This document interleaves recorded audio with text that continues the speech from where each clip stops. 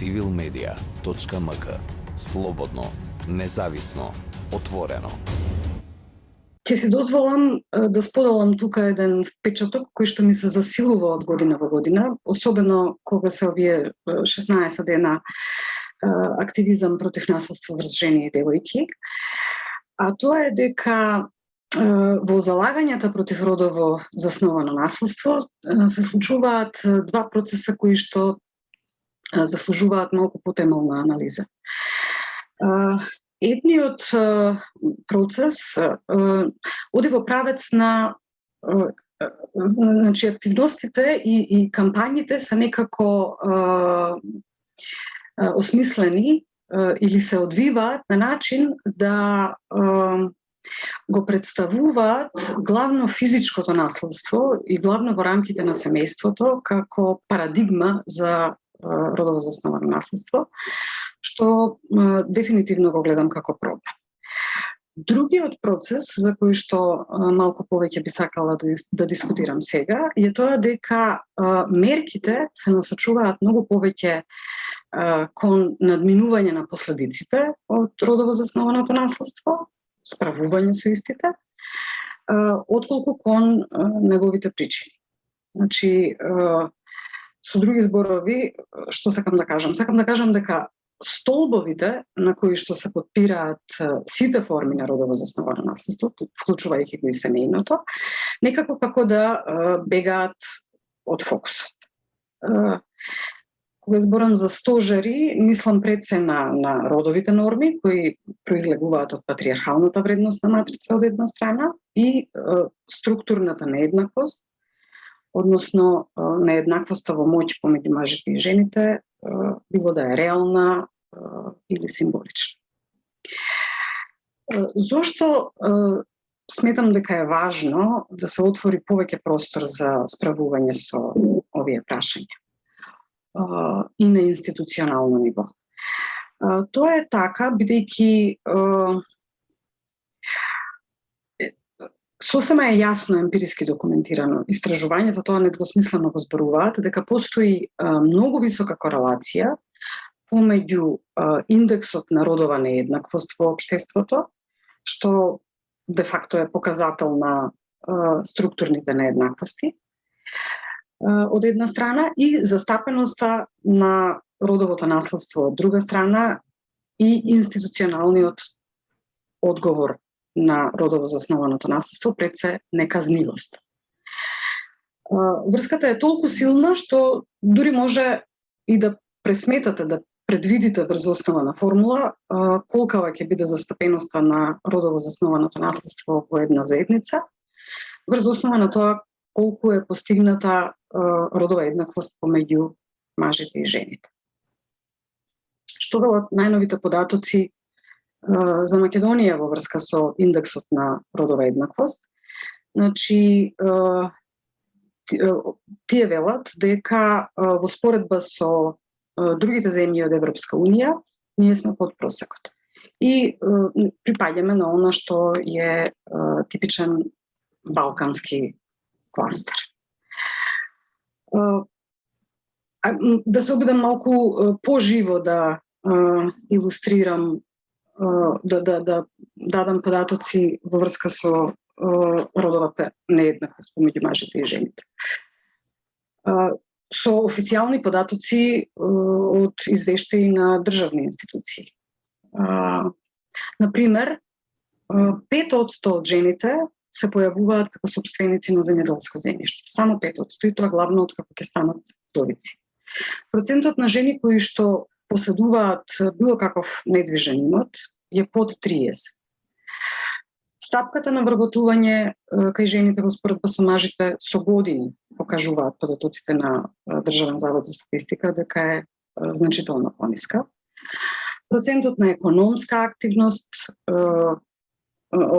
економска неактивност е многу повисок кај жените од кај мажите, особено во репродуктивната возраст. И имаме еден релативно константен јаз во плати кој што изнесува околу 20%.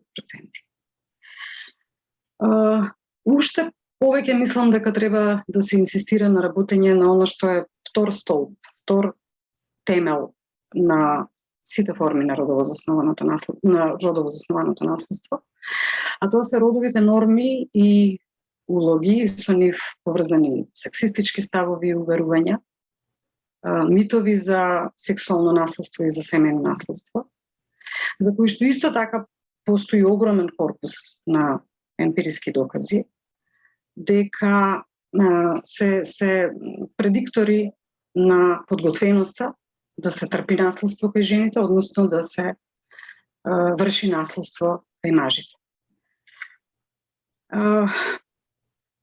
Зошто е важно да се зборува за овој сет на норми и со нив поврзаните ставови? Заради тоа што ја докажана нивната улога во тоа да го нормализираат родово заснованото наследство, да го зацврстуваат, да го рационализираат и во крајна линија да ја прикажат жртвата како одговорна за тоа што и се случува. И веројатно ќе се согласат панелистките кои што имаат многу повеќе искуство од мене на терен, дека сите овие нешта представуваат сериозен проблем и во нивното работење. Јас само ќе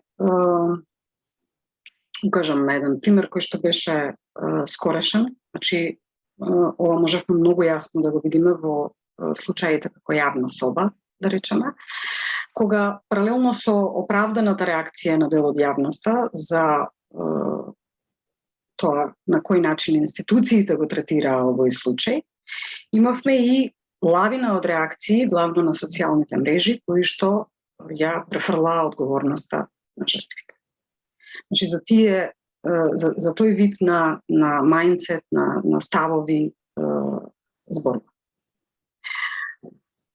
Што кажуваат истражувањата кај нас? Од оние кои што во последните 3-4 години сум учествувала, податоците се навистина загрижувачки.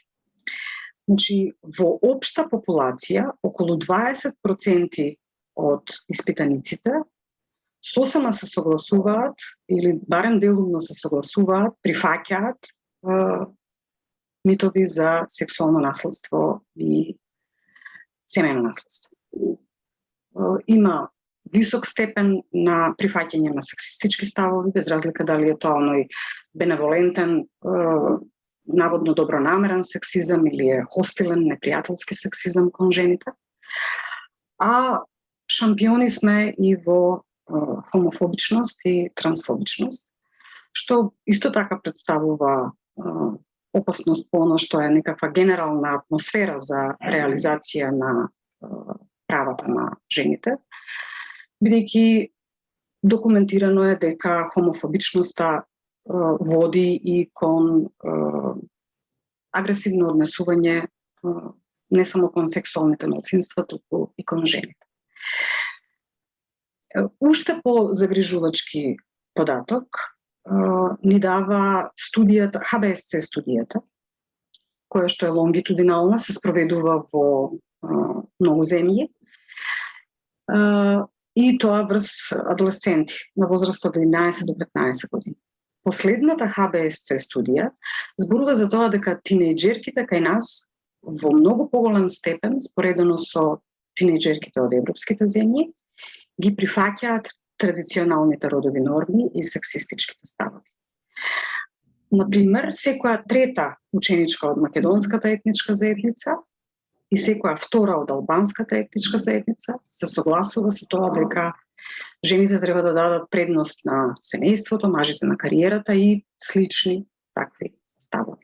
Значи, наместо да напредуваме, кај младите се случува практички еден ретрограден процес на се по силно прифаќање на традиционалните родови норми, па и сексистички ставови во крајна линија.